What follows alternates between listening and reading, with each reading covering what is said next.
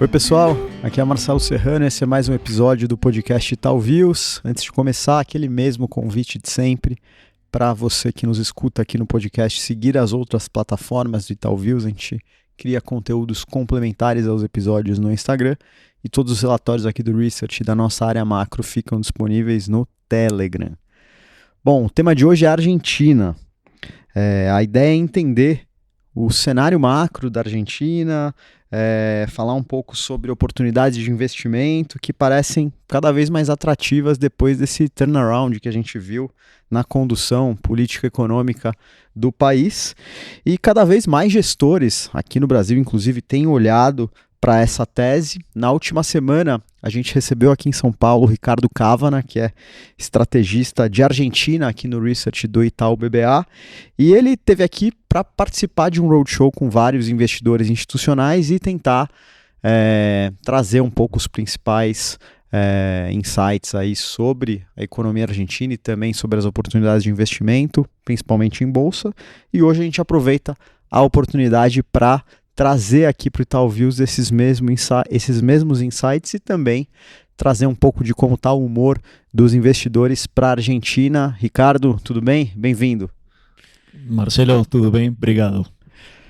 Prazer contar com a sua participação. Acho que não teria um speaker mais bem credenciado para falar sobre a Argentina. Então, uma sorte a gente aproveitar um espaço na tua agenda aqui para fazer esse papo.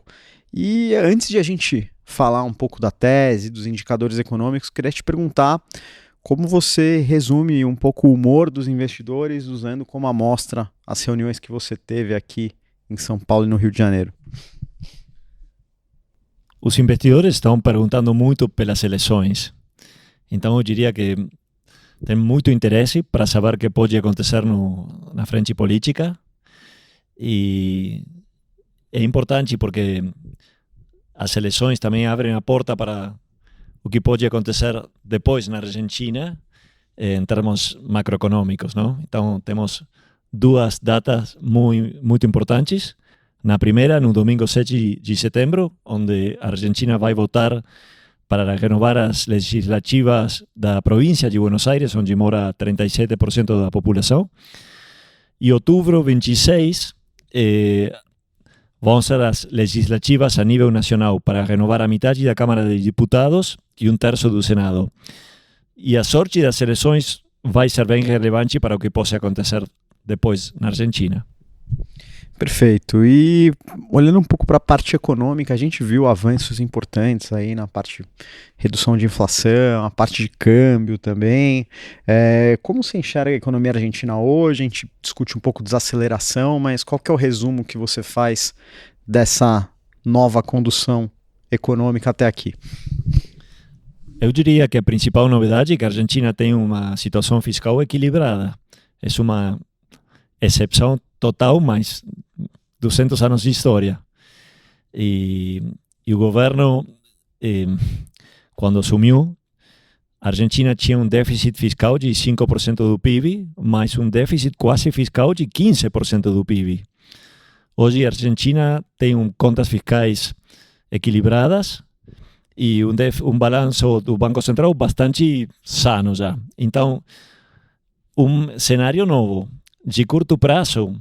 Claro, não é uma transição que seja uma reta e neste momento a economia fica crescendo ano contra ano, mas mês contra mês está desacelerando por conta de taxas de juros que estão muito altas.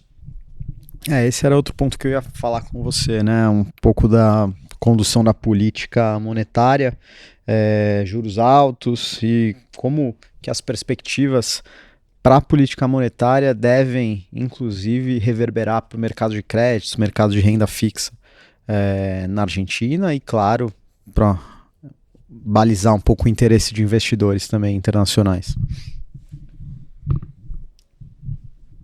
Hoje, a prima soberana na Argentina é 700 pontos. Então, a Argentina ainda não tem um acesso pleno aos mercados internacionais. Então, por exemplo, se uma empresa tem que pagar dívida, o governo tem que pagar serviços da dívida pública, todo sai da Bolsa das Reservas. Nesse contexto, temos poucos dólares e muitos pesos potencialmente demandando dólares. Então, a sua pergunta, eu acho, o primeiro passo para a Argentina vai ser acessar novamente os mercados internacionais. E as eleições são importantes porque podem dar a sinal do grau de apoio da população para manter contas fiscais equilibradas. Se esse fosse o caso, eu acho, após as eleições, poderia cair os spreads dos bonos, a Argentina acessar os mercados, isso trazer confiança, baixar a taxa de juros e a dinâmica de crédito começar. A Argentina tem um mercado de crédito muito pouco desenvolvido. Crédito sobre o PIB é somente 9%. O potencial é gigantesco, baixo as condições ótimas, não? Ou positivas.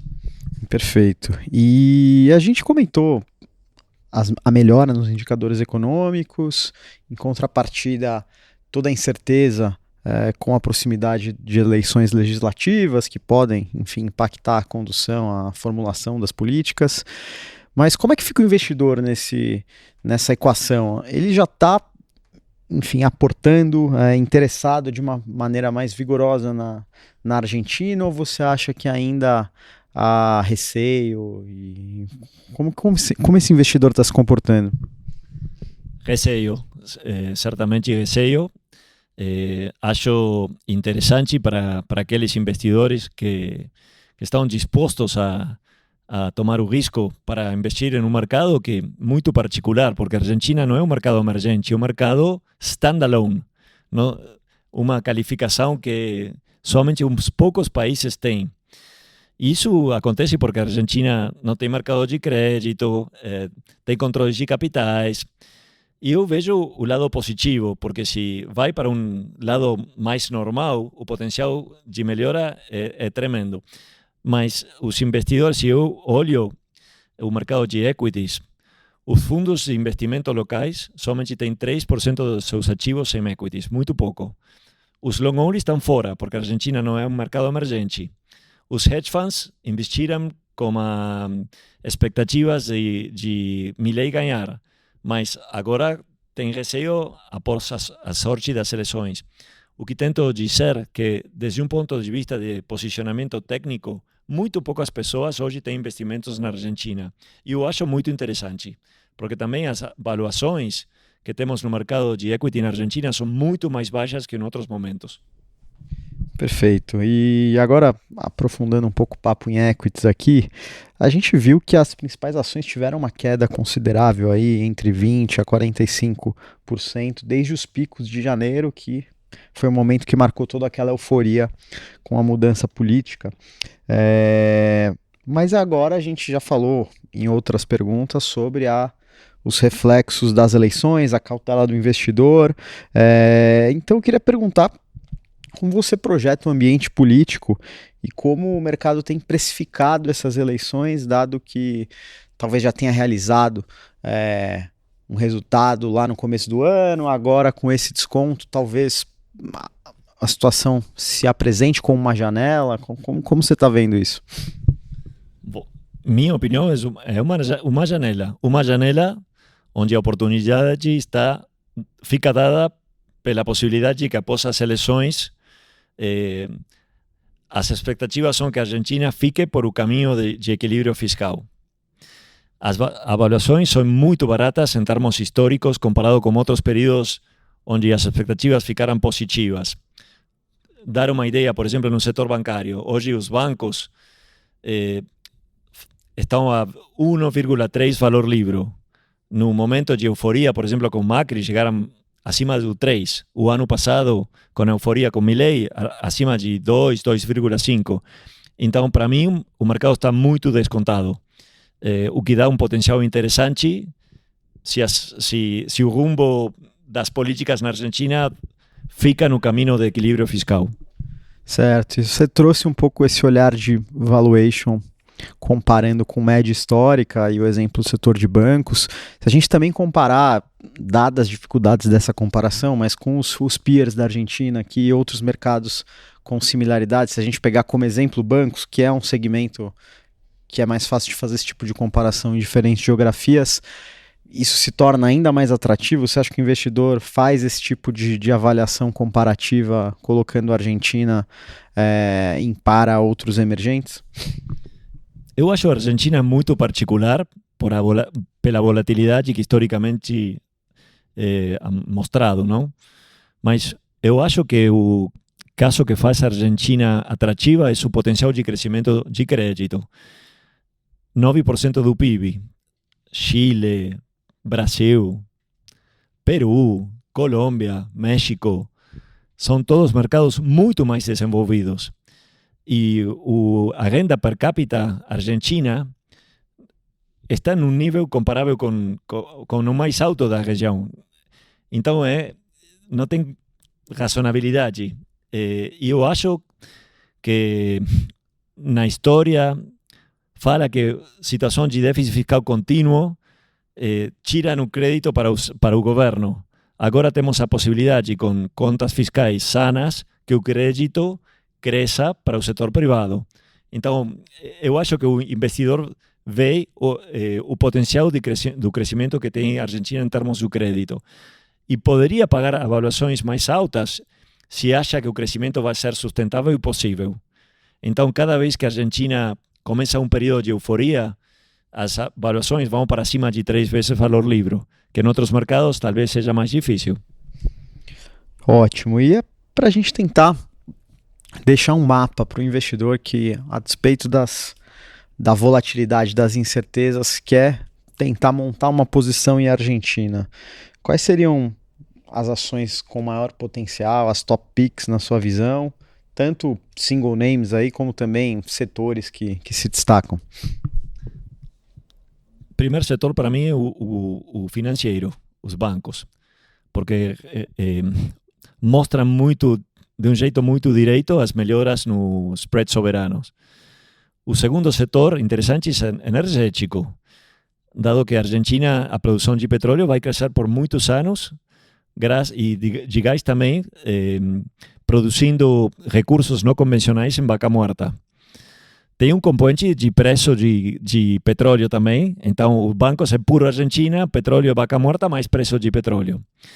Mas nossos top picks são Grupo Galícia, Vista no setor de petróleo, gostamos de Loma Negra no setor da construção, Bima, bem interessante, o B3 argentino, em um mercado que tem muito por crescer. E seriam nossas principais recomendações. Perfeito. E para fechar uma mais difícil aqui, a gente até comentava isso antes de começar a gravação, até esse exemplo, inclusive, um importante gestor aqui brasileiro comentou o case de Argentina como talvez sendo o maior turnaround da década, investimentos que, de acordo com algumas premissas deles, poderiam bater mais de 10 vezes a valorização. Queria te perguntar, você que olha isso mais de perto, sente mais essa temperatura local, como você projeta esse cenário num horizonte mais de médio e longo prazo? Você acha que todas essas mudanças elas vão conseguir se solidificar de forma estrutural? Você acha que a gente deve ter um crescimento mais robusto do mercado de capitais, da valorização das companhias? E quais são os principais riscos que podem colocar em xeque essa trajetória otimista aqui que a gente esboçou na última pergunta? Eu fico entusiasmado pelo potencial que a Argentina tem. O país não cresce desde 2011. Então, infraestrutura, setor financeiro, petróleo e gás, retail, todo varejo, todo pode crescer muito na Argentina.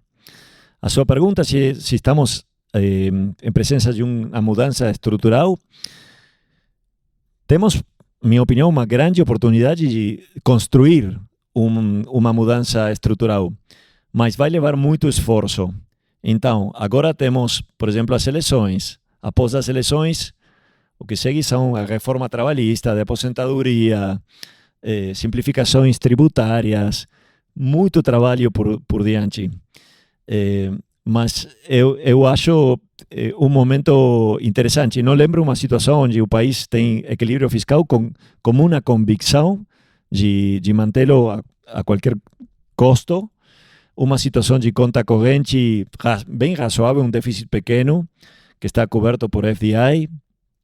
Então, não vai ser um caminho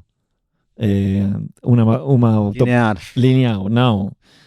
Vai levar trabalho, vai levar muita negociação, vai levar muita negociação na política, muito consenso, vai levar tempo, vai ter subidas, descidas, mas eu acho que estamos à frente de uma oportunidade que eu acho bem, bem importante que seja um câmbio estrutural. Perfeito, acho que a gente conseguiu trazer um bom panorama aqui de Argentina para quem tem curiosidade nessa tese. E antes de concluir, eu queria novamente agradecer a participação do Ricardo aqui com a gente. Valeu, Ricardo. Obrigado, Marcelo. Muito obrigado.